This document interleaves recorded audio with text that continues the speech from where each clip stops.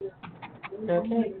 Welcome, everyone, to today's presentation, Integrating IT Service Management and Project Management. This is a first in a, I'm sorry, we're hearing someone. Can you mute, please?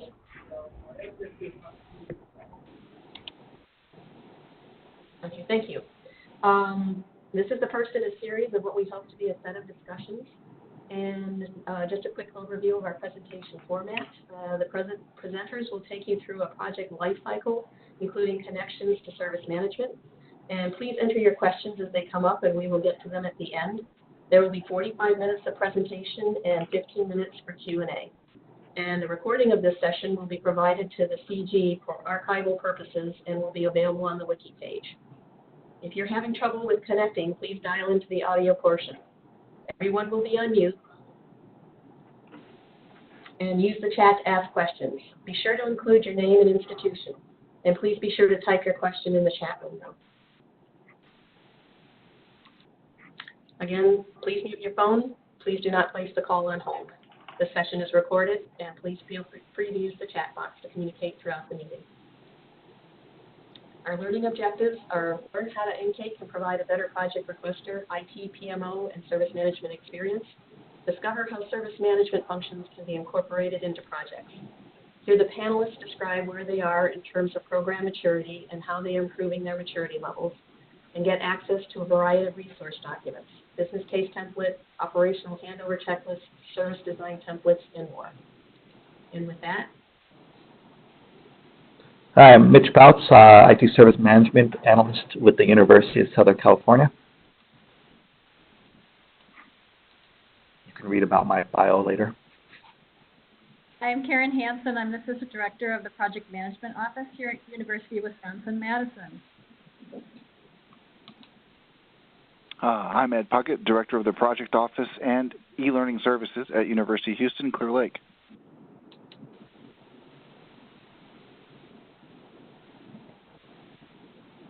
John, you're on mute. And I'm John Preddy. I'm a Senior Project and Portfolio Manager here at George Mason University in Northern Virginia. And I get to actually get us kickstarted today for the first topic we're going to go through. So what we wanted to do was first start by talking about what Mason has done in what we call our solutions request process. So we had an issue where we had a lot of customers who didn't know how to engage with our IT organization. They had ideas, they had needs, but they just did not know who to go to, where to go, how to get there, how to get to us.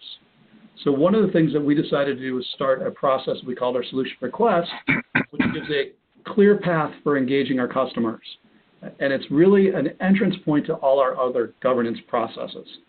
And one of the ways that we've marketed this is we put it front and center on our new website that we rolled out just about a month ago here at George Mason for Information Technology Services. If Ann wants to flip over to that very briefly, we can show you our website, and our public site is also linked from within the presentation. So we have our solutions request process, and if you could scroll up to and click on the Information Technology Services logo up in the top left corner. here? Yes. Okay. So what's pretty cool is when that page comes up, if you scroll down on that page, we have that working with ITS right there on our home page that takes us right into that solutions request. Okay, we can go back into the presentation part. So what do we do, and what does this process mean for us? As we go, next slide. So we try to set up a very lightweight process with a very simple questionnaire just to get people to engage with us. We didn't want it to be very heavy, that people had to stop along the way when they're filling out the form, had to go searching for information. It was truly just, what are you trying to do, and have you told anybody about it? And we have that through our ITSM solution that kicks off a service request, and it comes to our service request team. What we do then is we take that request. We have a team, which I'll talk about on our next slide in a moment, which assigns it to one of us for follow-up. And we will go back and reach out to the requester, ask them what they're looking for, provide a little bit more information, what they're trying to do, what they've done to this point, and then I'll bring it back to my solutions request team, who will then determine, oh, this looks like a project. So we'll set them down a project in our IT portfolio management project request process. Or you're just looking at a procurement, so it would go to our architecture standards group. Or this is related to our student information system or desktop or wherever it will go. We will then farm it out into the appropriate governance process that follows from there. And we report back to the requester, and we do that a lot of hand-holding to get them through. So what we said is it's a lightweight process, but it's very high touch on our end. And what's important that is they feel like we're bringing customer service to the folks. So if we go to the next slide, we say, well, who is part of this team? We wanted to be cross-functional, and what we realized was there was already a group of us that were serving in this role to our direct customers. We had our business analysts who were tightly entwined with a lot of our governance processes related to procurement and security assessments and accessibility. Project managers, we had assigned areas for different customers that we were working with. Our support center is always, the first line calls. We brought folks in from outside ITS or outside our technology from the procurement side because they get questions. And then our technology services, where really our desktop folks who are out meeting with customers, they're kind of like therapists a lot of times, where they're out at someone's desk helping fix a computer, and they find out all this other stuff that's going on. So that's the group that we put together, and then we use, like I said, this high touch process, which will help kick off any service requests, service designs coming into it. As you can see, we've got a link on the bottom which takes you to the page that Ann showed us a little bit ago for what we do there. So if you want to read up more information on it, feel free. And I see I do have one question in the chat that I'll take before handing it over to our next presenter, which said from Kevin, he said, have I experienced any confusion on the part of customers for when they should engage solutions requests versus a normal operational type request? Yes, we absolutely have. And what we had from there was, what we've noticed is we do have on the homepage, we have this great big get help, and we have our regular process for if somebody has an incident.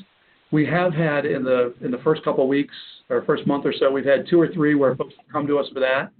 The good thing is we have IT support as part of our group, so they will just pick up that process and we just redirect it into the right queue. We did some initial analysis. We did some initial analysis for, are we getting an overwhelming number of these? And what we realized was in the first month, if we've had 1,000 folks go to the get help, we've had 2 come to our process. So, we thought it was a big problem. We realized in the grand scheme of things, the ability to just push it over to the other queue took care of it. Did that answer your question, Kevin? Okay, got it. And then Cheryl had asked, at Vanderbilt had asked, there's been an emphasis on customer self-service. How does this mesh? What this does is, because these requests are more of our solutions, and it's really how folks will engage. Looks like we had somebody come up with some background noise. Can you please mute?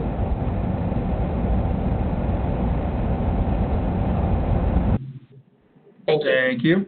So we also are pushing self-service, but because these solutions are really the entrance point, what we do is the high touch helps us identify what questions folks are asking.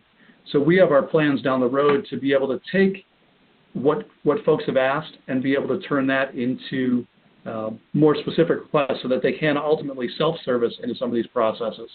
So the high touch right now gives us our ability to see trends and build up that positive PR with our groups.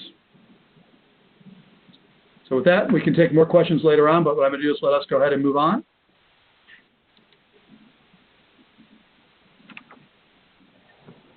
Just unmuting myself. Hi, everyone. So I decided to take this. I'm sorry, we're getting a lot of feedback again. Yeah, thanks. Thanks. So I wanted to take this from the perspective of the service management program, and I first want to say I appreciate being part of this conversation. I think project management is a valuable partner in delivering and supporting services that the campus need. So I really enjoy being part of this conversation. So I want to take this as sometimes a request may come in to decommission or retire something.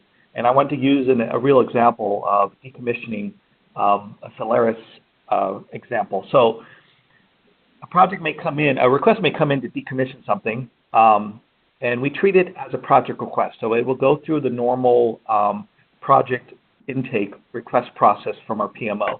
It'll often come in from a service owner because they've looked at the data and realized that there's enough evidence to support that this thing is no longer providing the value that was once intended. And there are a number of things that you want to look at when it comes in as a request to decommission something. Look at three things: a business reason, the user reason, and a technology reason. So I think if you want to click on the slide, Anne, we can kind of walk through that. Or click on the link. So the other one. Yeah, sorry, I don't see it up there. Maybe you want to just click on the link in the presentation.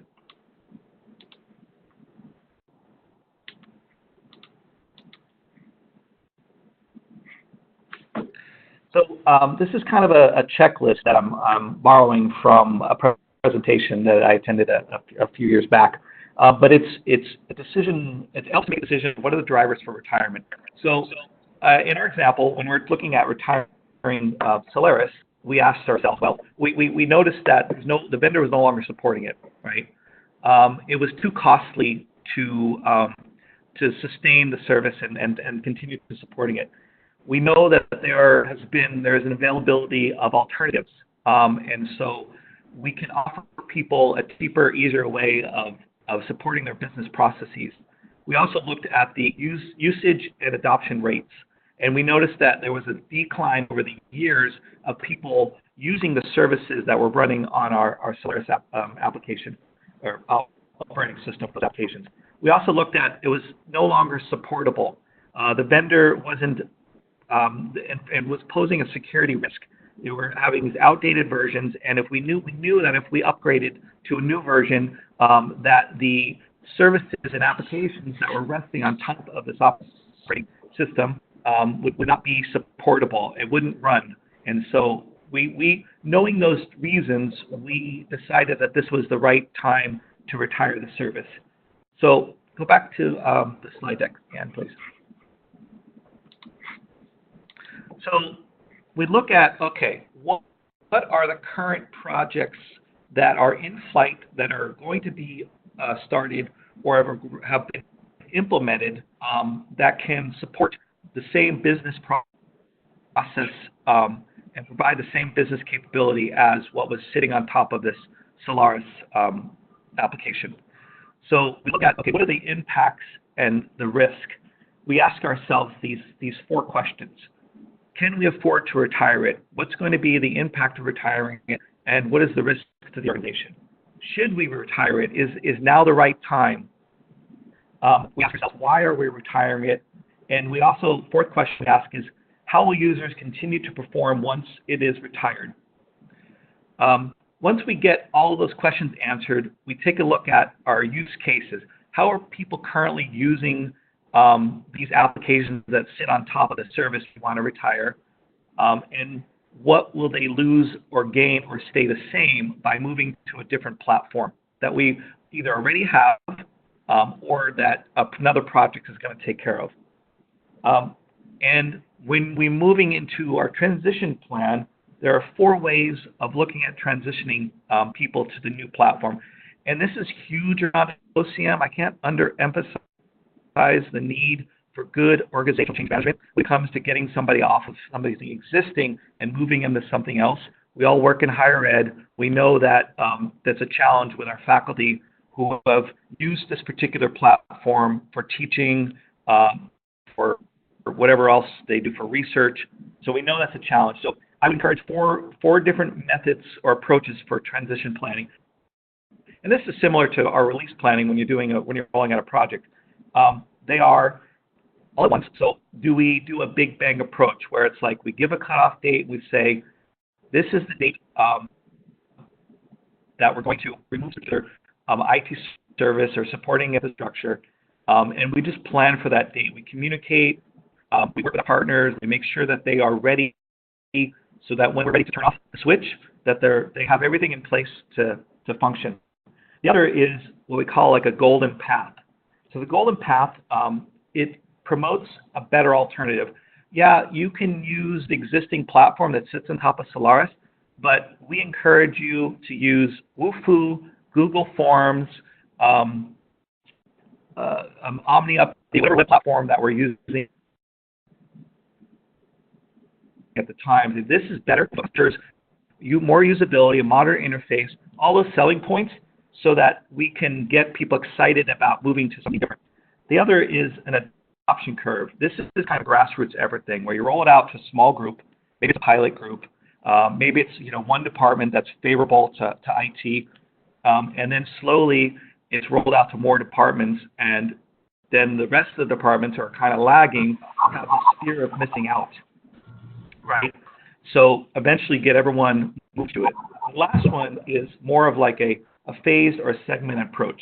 So you start with a pilot, and then you keep both services running at the same time with the eventuality of increasing usage of one service and demoting or decreasing the use of another service.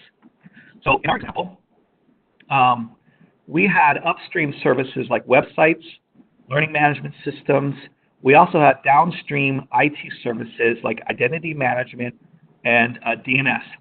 So our transition approach for decommissioning of Solaris was to things that ran on Solaris.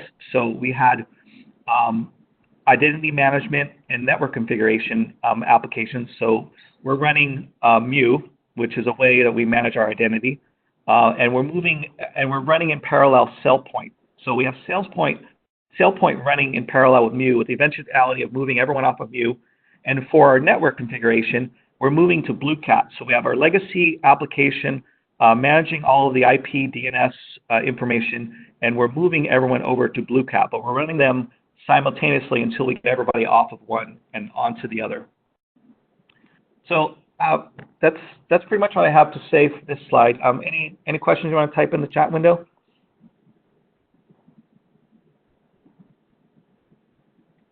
If not, I think we're ready for the next slide, Ann. Okay. This is Karen Hansen from UW-Madison. Can everybody hear me okay?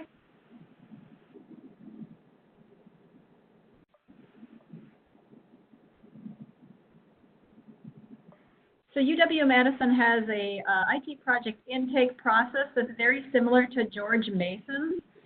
We do have a website that you can look at later, but it goes through the step-by-step process for everybody across campus, no matter what the size of the project is, that has an IT component to it, to be able to submit through the process.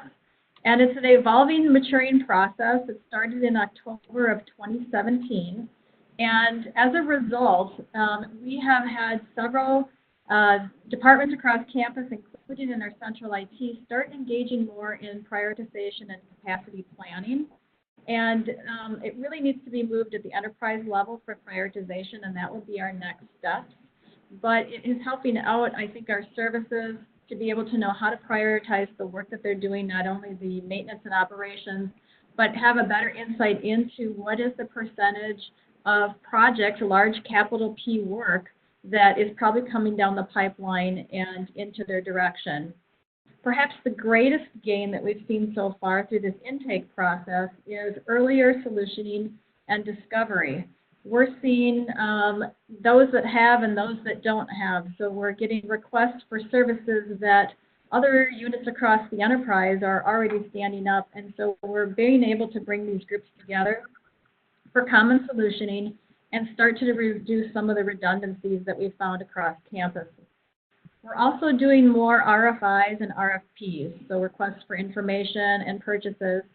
And in that process, I'll talk about in a couple of slides later, is It's really helping us to get better elicitation of requirements from the business and from the services and the IT side of the house that's providing the service.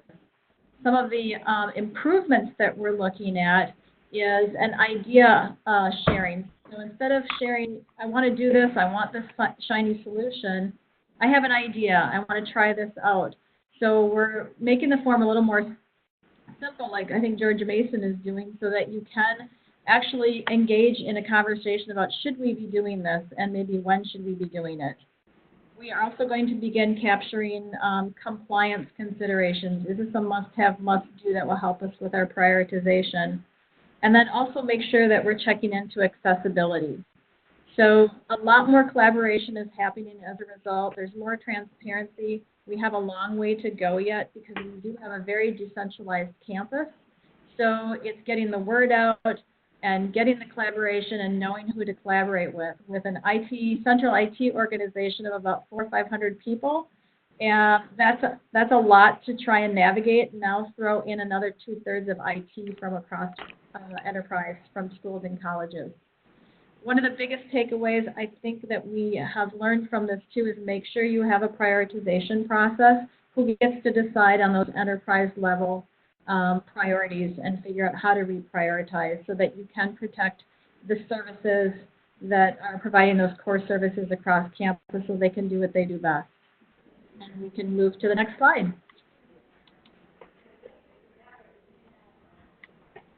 This is Ed. Can you hear me? We can. Awesome. Just wanted to double check. So once again, my name is Ed Puckett. I'm director of a relatively new project office at the University of Houston Clear Lake. I think we've been operational for about 2 years. So we don't have a lot of the electronic forms. We were chartered, just to give you a little bit of background, my team used to have a hand in managing the website operations, content management, and like most universities, those operations have moved over to marketing and communications, where they can do a much better job with those needs. And that freed up resources on our end to create a project office charged with making sure, similar to what John pointed out, George Mason, making sure that customers, internal customers, when they were considering technology options, were they choosing technology options that actually met their needs, and that they were implemented in the right way to meet those needs. So we needed a process to do 3 things, essentially: define what the problem is and really get down into the brass tacks of what problem are you trying to solve, and then establish some alignment with the organizational goals so that we're just not creating this hodgepodge of a bunch of technology projects that are really hard to manage. And, of course, the ubiquitous cost-benefit analysis to figure out, are we going to get the value out of what we're about to purchase or, in some cases, build. It just so happens we've just come through a security audit right about the time we were building the project office, and that's important here because the Texas Department of Information Resources is very legislative around technology in public institutions. I don't know if other states are that way, but for sure Texas has a set of Texas administrative codes for all the different IT categories, including security, and in particular a section for project management, and essentially says that state has the risk of duplicating technology solutions. So I won't get into all the law because that could be a whole other presentation, and I'd probably put everyone to sleep at some point. But it's essentially trying to get the public institutions to cooperate or at least communicate on what kind of technology they're purchasing. So enter the business case document if Ann can pull that up. Right there. So there's a lot of templates out there on the Texas site. So fortunately, we didn't have to recreate the wheel here. We did take some time to simplify it. There was a lot of information included in this document. We've got the usual things like getting approver sign-off, some revision history. Lesson learned here on that approver section is we would have, for every requester, we would trace it up to the AVP, which is like a 4th tier leadership, and we're starting to really consider going up a level higher to make sure that the second tier is aware of all the projects that we're working on. I'm playing around with that. The project classification section is important. In the state of Texas, there's 2 categories, and if a project is over a certain dollar amount, I want to say, I think it's over $1 million in cost, then we have to actually file this form with the state of Texas. If we go on to the next page, next page of that document. I'm sorry. I wasn't clear. So we scroll down to these pages.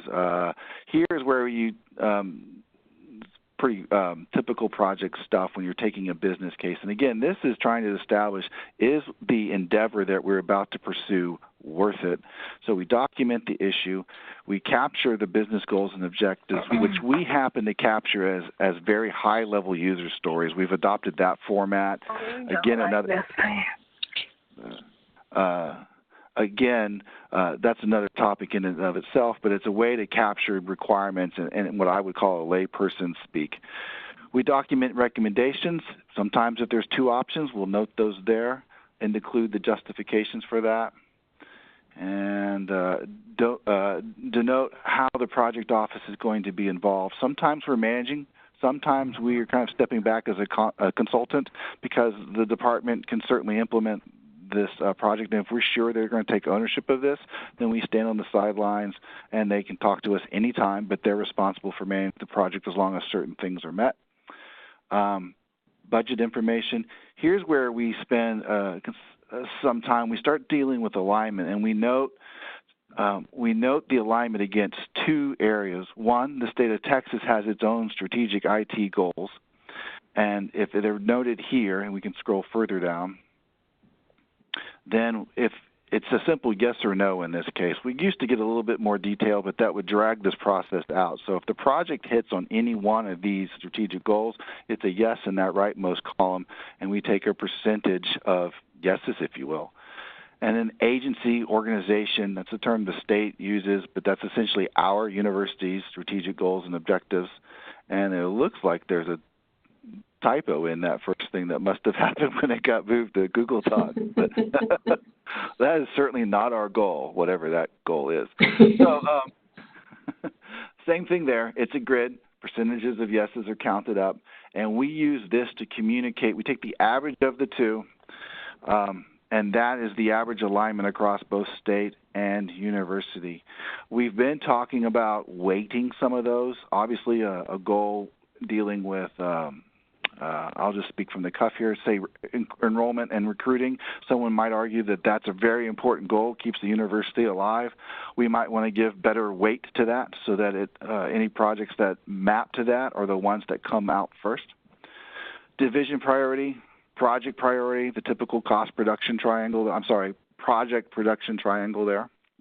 And then we document any assumptions, limitations, and then attempt to put a return on investment, describing any of the costs and documenting all the way down through the ROI, which sometimes gets tricky, as you know, you can't always quantify efficiency gains if that's what the new endeavor is supposed to accomplish.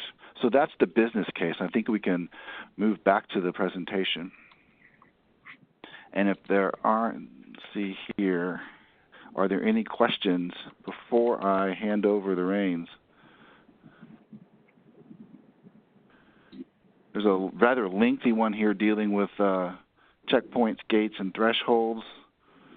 Is that something we want to address now, or do we want to handle that toward the end? Why don't we handle that toward the end? Yeah, that's a pretty beefy question. That's a good one.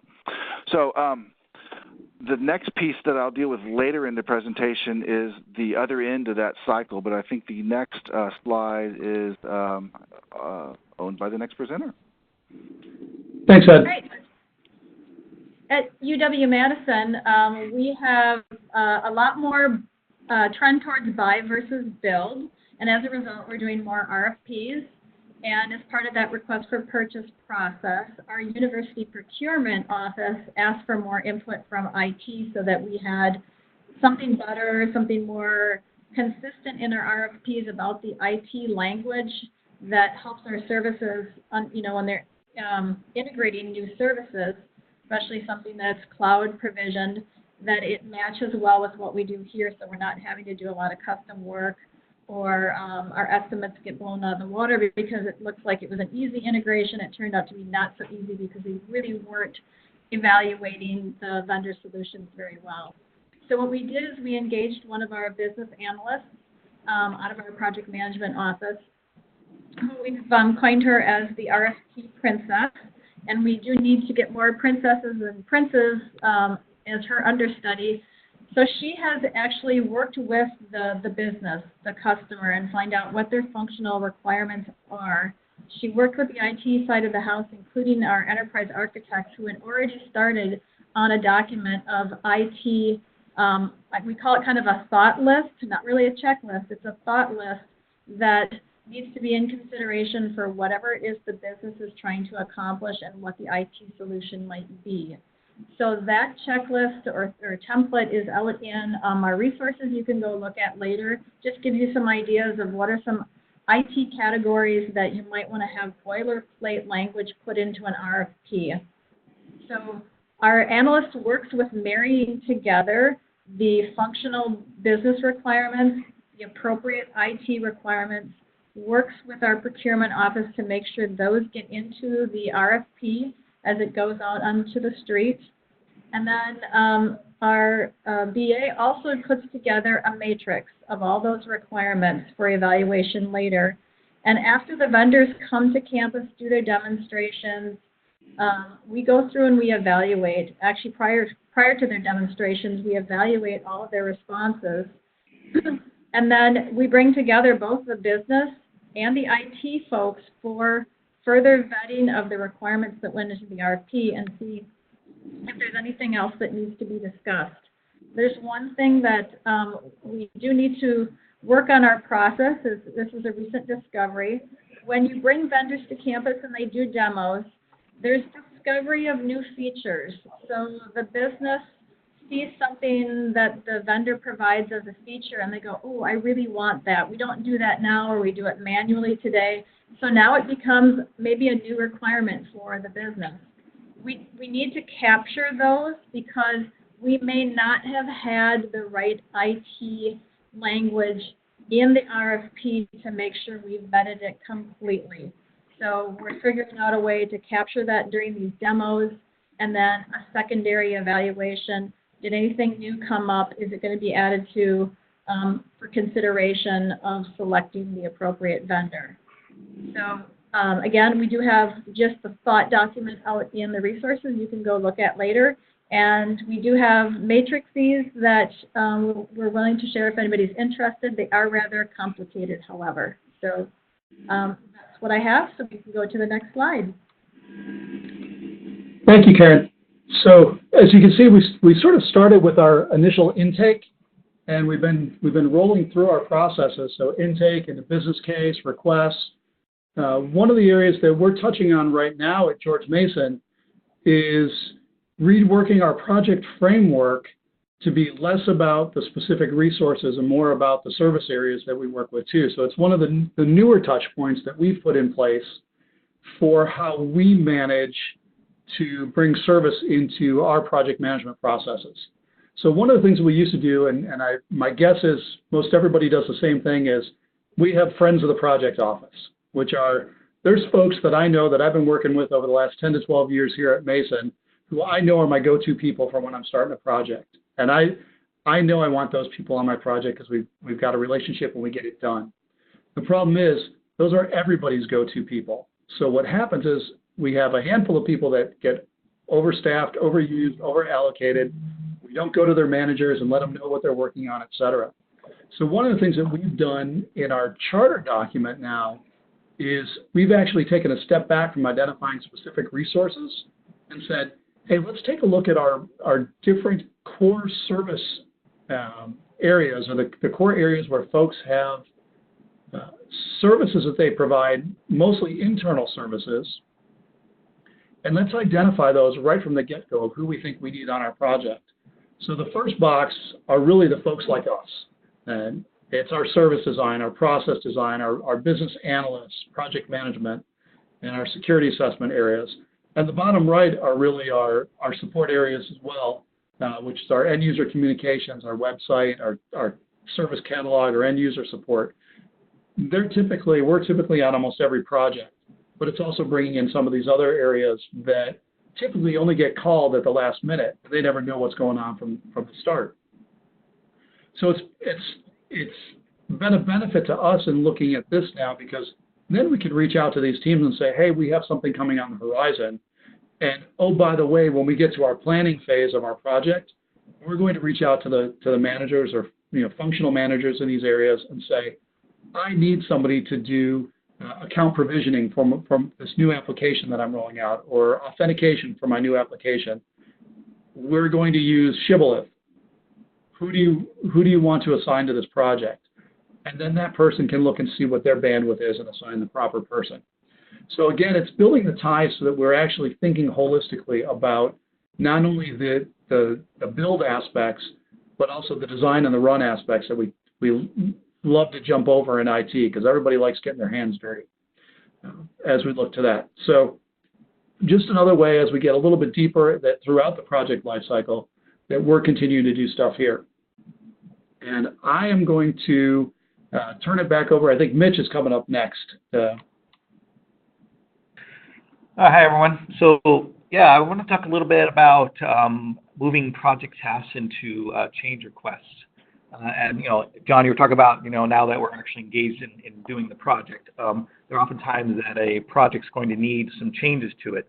So we, at USC, our Enterprise Project Management Office was spun up, and they're still in the process of formulating on finalizing all their processes.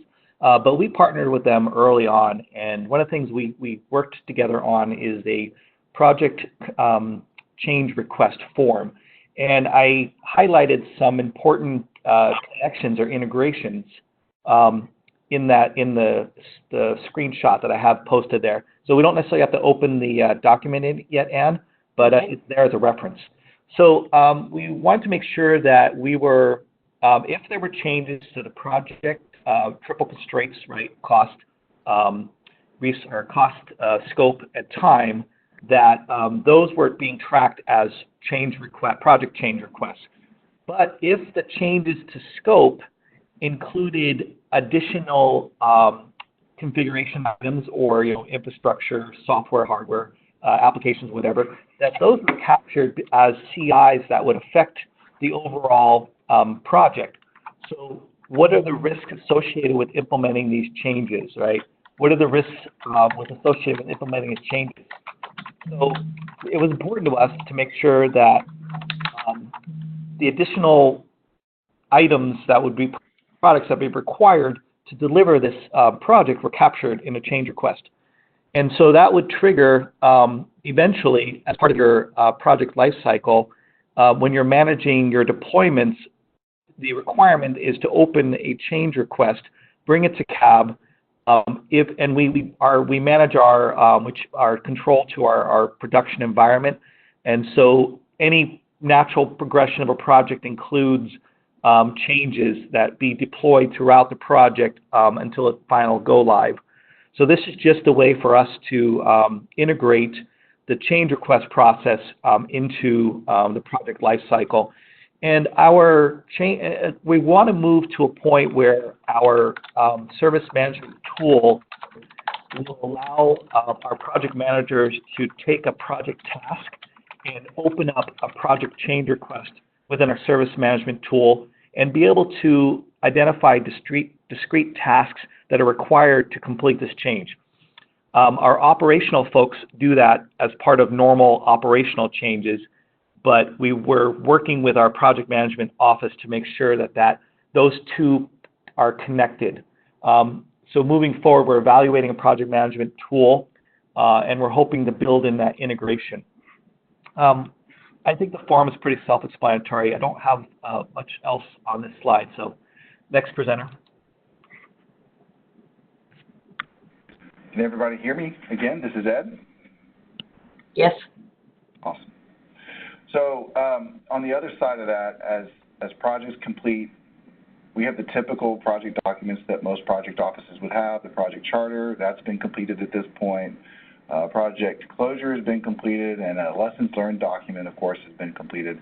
And before we consider any project closed, in fact, the project closure document actually has a little checklist to make sure that this handover document is completed. And it's designed to do three things. Make sure that our support center has the support info they need for this thing that's gone live, whether they're intended to support it or they need to know who to refer to get additional support.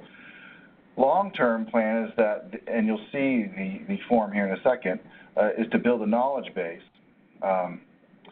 as we roll out these applications and projects and technology solutions. And then, of course, the questions on this, or at least the leaders on this form, are designed to educate the application owner. That's a big word here, that these people that are going to be responsible for maintaining this application because they requested it, they're going to be administrating it, as to educate them about the things we need to think about when we go live and down the road and let that ship out to sea to sail. So I think at this point we can click on the cheesy clip art that I put in there of the documents. There we go. And there is a handover document. And what I love about this document, and I mean this, is its simple approach. It's, again, not attached to an application inventory system. There's not a database behind this driving this form. It is just what you see here. It is a form. And as a relatively new project office, about 2 years, who's building relationships with the support center and other teams within IT, this is the document that everyone agreed upon that we would need to have this information available when something goes live. And it's the typical stuff you would expect: the project name, customer name, project manager, all that neat stuff. Any login methods that need to be documented if it's something other than our typical university computer account. End users, whether it's campus or guest, that becomes important. Security approval, as well as the application owner. If there's a distinction between the functional admin and the system admin, that's noted there. The Tier 1, Tier 2, Tier 3, that's a UHCL. Actually, our department, it's a throwback to terms that we're still kind of using today. I won't get caught in the details there, other than they determine whether the thing is paid for by UCT, trained by UCT, or you just, if you're going to buy it, you're buying it on your own and you're responsible for the training, depending on what tier your project falls into. The trainer's noted there, and then there's just other information that we collect in documents, and this document sits in a file share that the support center has access to, and that includes the full-time staff as well as, I believe, the student workers, and it's a reference point. So when they need to look up how somebody calls in and just mentions the solution by name, they can just do a simple search in the File Explorer inside that folder where those things are stored, and where these documents are stored, and pull up the appropriate handover document about that solution. Long term, we want to eventually move this into a robust application inventory, partly to respond to our Texas Administrative Code, I want to say 202, essentially our security, information security compliance, and all that neat stuff, so that it is available online, driven inside a database, and we'll add not only this information, but security information, and if the system requires updates, that'll be appended on there. But we didn't want that robust global system that we're thinking about, pie in the sky, to slow down our ability to communicate with the support center and get something out there now, while our project office is earning its successes and rolling out these different solutions. And that is essentially the handover document. So we can go back to the presentation, and I pass the mic.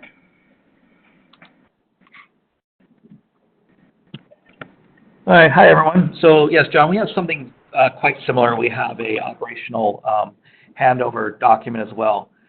This document was created a number of years ago where we didn't have a central project management office.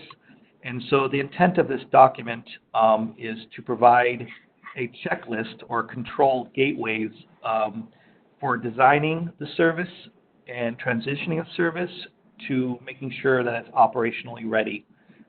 What I've included in the screenshot is a simplified checklist that helps guide you through the requirements of the document. And this is just a project artifact like any other project documents. It'll sit in the project repository, the archive repository. It's required for our project managers to complete this document. If you notice, it's an aggregate of a bunch of other documents that are out there. So your design documents, whether it's a network design, a logical or a physical design, it's your did you ensure that there was the right configuration items and what do those configuration item information look like? The completion of the document is over a period of time as you move through the project lifecycle. We have it ultimately reviewed by our Services Council, which is a governing body of service owners to make sure that everyone is aware of what's happening and are able to sign off that, yeah, you did your due diligence, you've got the right sign-offs, you've checked the right boxes, and we feel comfortable that it's ready to go in the live environment. And other times, too, we'll have it reviewed after our early life cycle support because there's some questions at the end to make sure that those measures to prove whether it was successful or not those measures are actually reached. We make sure that, by using this document, we can ensure that our products and services not only meet the project expectations, which is really one of the primary goals of project management, but that the product or service meets the customer's expectations. So is it fit for use, right? So does it perform well? Is it secure? Is it fast? Is it supportable? Is it responsive, right? Is it attractive? And is it fit for purpose? Does it do what we said that it would do? Let's go ahead and just click on the link. It's a pretty big document, so I'm not going to spend a whole lot of time on it. Go back one. So if you kind of quickly look at it, there is a number of, as a checklist item, we want to make sure that the project council, which is our governing body to make sure projects are being done on time. We look at architectural design. It's the Dropbox. This was used for when we implemented Dropbox. Kind of scroll through it. You've got security, you've got the disaster recovery, the requirements for ServiceNow, communication, training, turnover, service acceptance criteria, the CAB. If you just hover on the table of contents, I'll focus on that without going into all the details of the document. So we look at it from the customer's perspective. So this would be how we identify it and categorize it in our service portfolio, right? Who's it available to? What are the support hours? How much does it cost? All the things required, the service level agreements, things like that. And then we would add from the service provider perspective, right? So who's the support group? Who's the service owner? What are the maintenance windows, if any freeze windows? Who are the assignment groups that are going to be supporting it? Vendor information, contract information. You've got the training and communication piece. Are we making sure we're engaging the right stakeholders? Do we have a sound communication training plan? Are the service acceptance criteria at the end? Do we actually meet these service acceptance criteria to make sure that it's operationally ready? There's a lot to it, so I'm kind of bouncing around. But this resource will be available after the event. I know we're running out of time, so I just wanted to make sure I stopped there and allow time for questions and answers.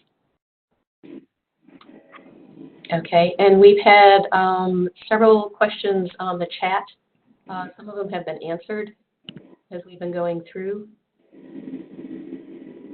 But I'll run through them real quickly. For the George Mason example, are these project requests submitted into the same system as you use to report issues that the service desk handles?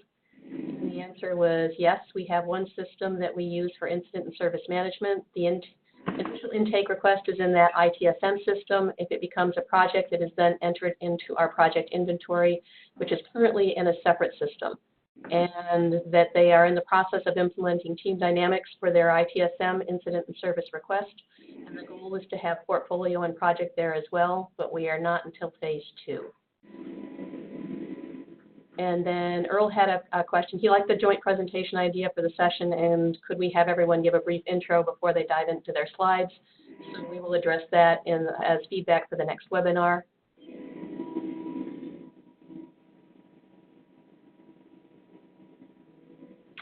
There was a question from Terry. When projects don't rank high enough for enterprise level support and they have their own funding and enterprise approval support, they usually end up at central IT's door. We are embarking on a handoff process where the project can be prioritized into the central IT portfolio and prioritization process. And then from John to Terry, we are working on that right now, as it is just, as Karen stated, even those small projects that are self-funded tend to end up on central IT's doorstep. We are looking to provide processes and templates that encourage offices to properly scope, manage their work. So we can be aware of these from the get-go, then from Kevin McCarthy to everyone. Are folks on the panel willing to share documentation specific to service design? What information are you capturing and what artifacts?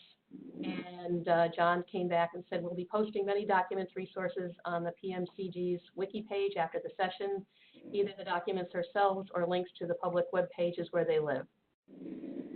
And then there was a question about how many requests were they receiving a month, and John was saying on average they're receiving about four a month and up to 10, and the queue is reviewed daily, and requests are scheduled for review by domain-specific tech advisor groups. And then someone asked who completed the document that Ed had, and the information was the project manager IT analyst completes the document. And then John had a link to the information on the PMCG site. Yes, so the link I just posted, just so it could be captured in the recording, is where we'll be posting the recording, the presentation, all our templates and everything out there. So it's just a document page, so we'll have everything out there within the next couple days. So you should see it out there. And then do we want to go back? We can, time for the one more question from Matt that we didn't address back in Northwestern, or sorry, Northeastern. Too much Midwestern roots on my end. Where he said he's interested in hearing from the panel what types of checkpoints, gates, or thresholds we have to identify when an idea moves into a demand and demand into a project. They have an issue where they spend a lot of time scoping, requirements gathering, and in the solutions idea and demand phases. So, anybody want to take a stab at that one?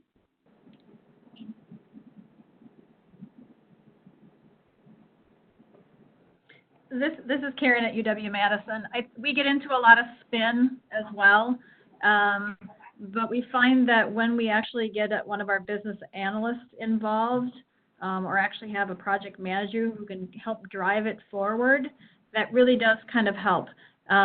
We are just starting to lighten up the process for the university as a whole of the intake process. Our form is very heavy.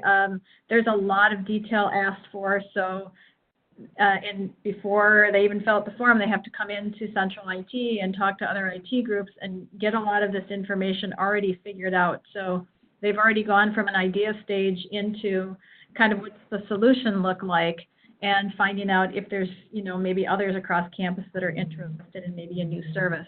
So we kind of have been doing this all along, and if we can get somebody who is spearheading it, we really find that helps move it forward much faster. But we don't have the magic bullet yet. Okay. And to Matt, from what we're doing at Mason, we're actually investing more in that because we see that really as our future.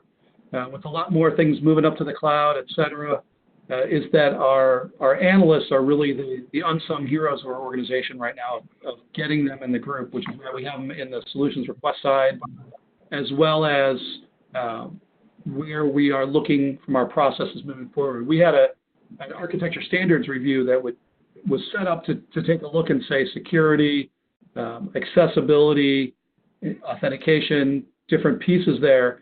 And what they found was people were coming to that group with a request, and they hadn't done any business analysis. So they would come to a complete halt there to do analysis, whereas we're trying to separate those and actually get that analysis done up front. So we see it really as a core service that we'll be providing as an organization, and something that is necessary for us to help our customers be better in what they do.